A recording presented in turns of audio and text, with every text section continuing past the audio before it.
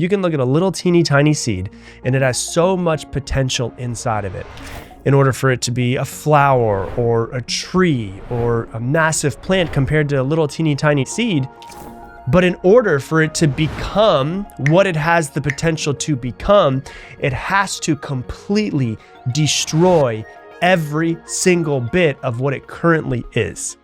And so when you look at who you want to be, and you look at the person that you want to be in a year, or you look at the person that you want to be in 5 years, in order for you to become that person, you're going to have to completely destroy parts of yourself. And you're going to have to completely destroy who you currently are. There's going to have to be aspects of yourself that are unrecognizable to you and to people around you.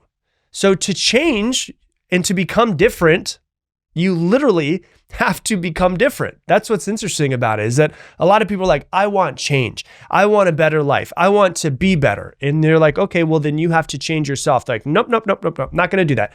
I want to stay exactly the same as I currently am. Nobody actually says this, but subconsciously this is kind of what it is. Hey, I want to stay exactly as I currently am. I don't want to change anything about myself. I don't want anything to be hard. I don't want anything to be difficult, but I want myself and everything else to be different in 1 year. And the problem with that is that it's not going to happen. In order for you to have a breakthrough, usually you have to have some sort of breakdown of yourself. And, like I said, it could be the universe brings this breakdown to you, or you can go out and actually search for it.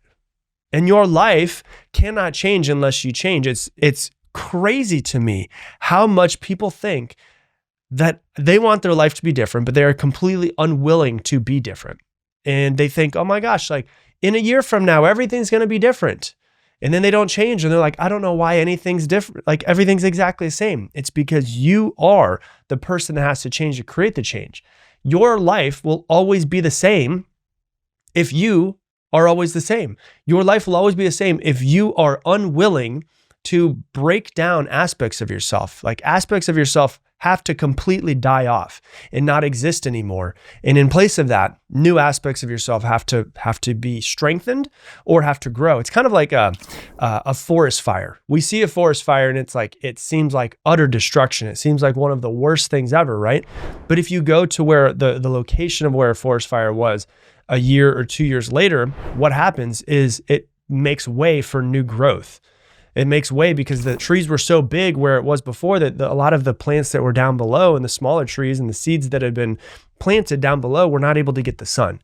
And so it's the same thing where sometimes you have to just light a forest fire for different parts of your life and say, that aspect of me that loves to procrastinate and loves to sleep in and doesn't follow through with what they say they're going to do, I kind of have to burn it down and just see what new things I can have regrow. Your life and everything around you is based off of who you were in the past. So what you currently have right now in your life is based off of who you were a year ago, 2 years ago, 3 years ago. So if you look around you and you're not really satisfied with what you have and where your life is, it is because you didn't take the necessary actions in the past to create the life that you wanted right now. And so the life that you have around you is just a lagging indicator of what you've done in the past. And so if you want things to be different, you have to do things different. And then the future that you have will be a lagging indicator of what you're going to do over the next year or 2 years or whatever it might be. And most times, like I said, you have to have a breakdown to have a breakthrough. Better times usually come after a breakdown. They do. Like life cannot be terrible forever. Like when things are bad in our life, it's hard for things to be bad in our life because we are going through, but then we think it's going to be bad forever. And that's just not true. Life ebbs and flows. It's like a wave. Sometimes there's good days, sometimes there's bad days. And that's just part of being a human. I don't know if it could be good forever, but it ebbs and it flows. There's peaks and there's valleys. And when you're stuck going through the you'll soon be in one of the happiest moments you've ever been if you don't stop growing. It's like the phrase, when you're going through hell, keep going. Don't stop when you're in hell. Keep on going through it, because on the other side of that hell is usually beautiful moments. It's like it doesn't rain every single day. It rains some days and then the sun's out some days. And when the sun is out, after a long period of rain, you usually appreciate the sun a whole lot more. And so sometimes it's just kind of the way that that life goes. Life is in expansion sometimes, in contraction sometimes. There's seasons. It's just the way that life is. And so if you're looking at your life, you can wait for a breakdown to happen. And whatever that might be, it might be a health issue, it might be someone that you love has a health issue, it might be losing a job, it might be, I don't know, a bunch of different things it could be, right? You can just wait for those to happen, which is the universe coming to you and saying, hey, dude, you've got to make a change. Like the way that you are can't stay this way.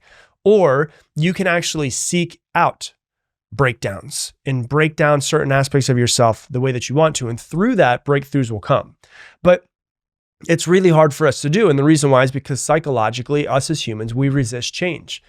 You will always subconsciously resist change. And when you look at your subconscious is 95% of your thoughts and your patterns.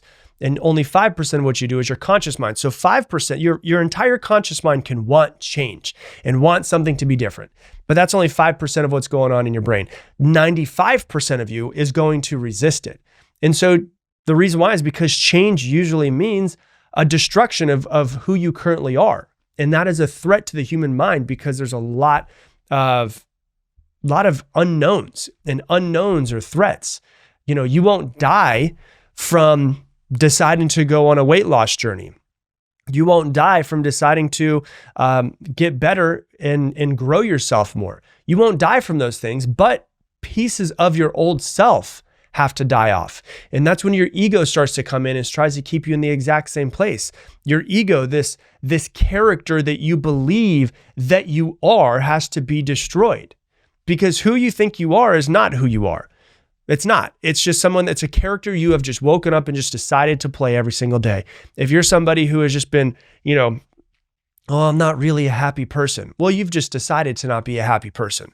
You could decide to try to start finding more gratitude in your life and decide to dance in the shower and listen to music that you like and start being more talkative and be around people who make you happier. And naturally, you're going to start to come out of your shell more. You're going to start to be happier.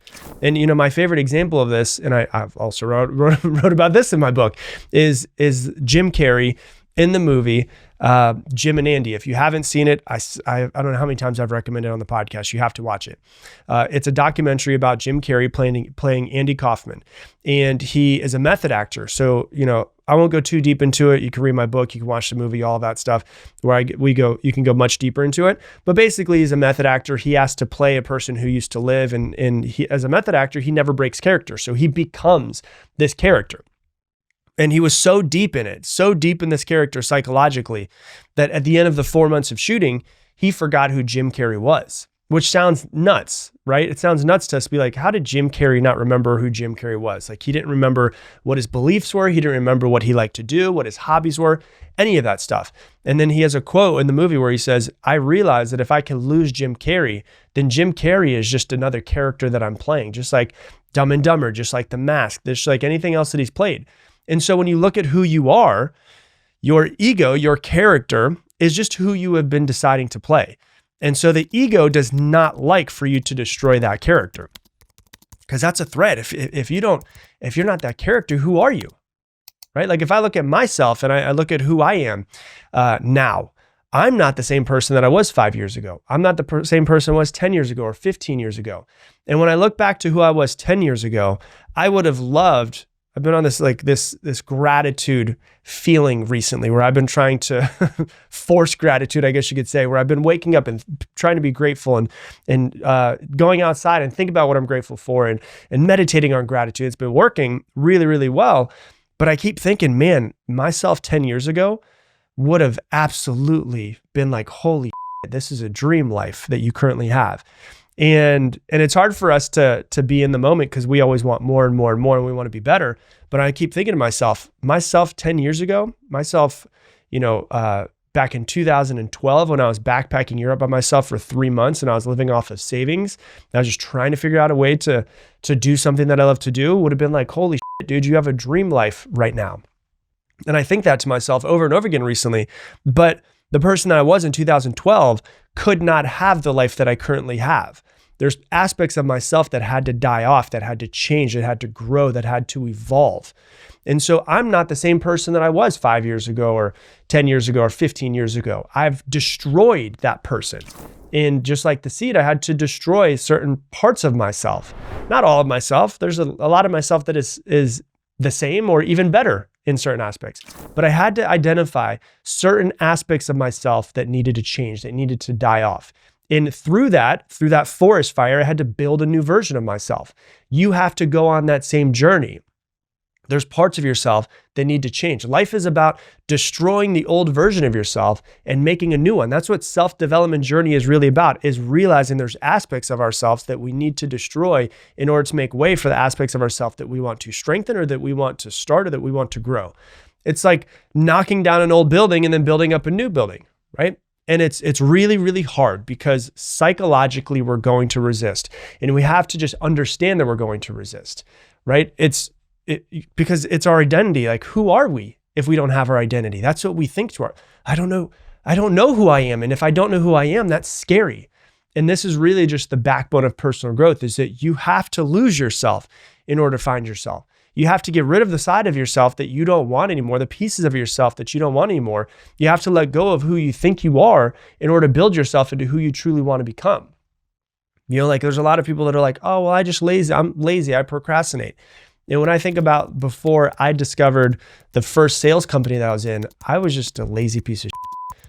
I was lazy, didn't do anything. I was not motivated any sort of way. And then I found an outlet that made me want to work hard. And then I learned how to work hard. I learned at that point in time, I was going up to 100 to 110 hours a week. So I went from this lazy piece of shit to working 110 hours a week. Why? Because I found something that I truly wanted to do that I was passionate about. And so through this process, you might have to mourn the old version of yourself. Change is not easy. It's not. You know, there's gonna be a little bit of sadness of like, man, I missed that old version of myself. You know, like I missed that version. Like there's a part of me that really understands that ignorance is bliss. Because when I was ignorant to who I was, life was pretty easy. It wasn't satisfying. It wasn't fulfilling. But before I went on a personal growth journey before I started pushing myself and growing myself, it was just like, hey, this is not bad. I could do this. But then I was like, but I'm not fulfilled. This isn't who I want to be. And so there's a part of you that might mourn the old version of yourself because change isn't easy, but it is really necessary. And it's like Tony Robbins always says, progress equals happiness. Even if you don't create everything that you want to in your life, which probably you'll never get there. It's like our goals are like the horizon. We're constantly pushing them a little bit further out, and we'll never fully get to where we want to be, most likely. Because if you're listening to this, you're probably an overachiever. But to know that you're progressing, to know that you're getting a little bit better, progress equals happiness. I've never seen someone who is in like real true progression and in learning and growing and becoming better that's unhappy, because they're starting to see how they're changing and how they're getting better. They're starting to realize that they went from that seed to now they're starting to grow into a little bit of a flower. The version of you that is the flower is in the future. The version of you that has the stuff that you want and is happier or is, more loving, or that has the family that you want, or has the success that you want, or the business, the money, whatever it is that you might want in your future, that version of you is the flower that's in the future. Right now, you might just be the seed. And so you have to start asking yourself, like, what aspects of myself need to change? If I want that life in the future, what do I have to destroy in myself? What do I have to change? How do I need to grow? Because a seed has to completely destroy itself in order for it to become a flower. Hey, thanks so much for watching this video. Based off of what you've been watching recently, out of all of the hundreds of videos I've posted, YouTube has picked this one for you to watch next. And if you want to make sure you don't miss any more videos, click this button right here.